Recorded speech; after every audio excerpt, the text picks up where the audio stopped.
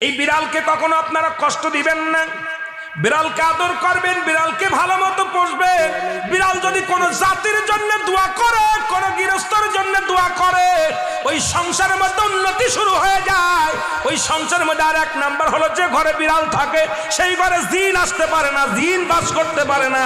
আর একটা ঘোষণা শুনেন, নবীজি বলে গেছেন, যে ঘরের মধ্যে বিড়াল ছানা বাস করে ওই ঘরের মধ্যে জিন জাতি প্রবেশ করতে পারে না। তাহলে ছোট ছোট মাসুম বাচ্চাগুলো যে ঘরের মধ্যে থাকে, মুসলমান অনেক সময় জিনের আশ্রয় পড়ে যায়, অনেক সময় জিনে আসর করে, ওই ঘরের মধ্যে জিনে আসর করে।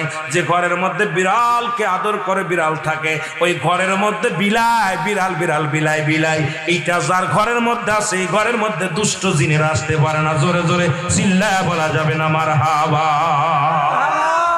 একবার নবী সুলাইমান আলাইহিস সালাম শুনতে পাইলেন পাশের বাড়িতে একটা কুকুরকে কষ্ট দিয়ে বিষ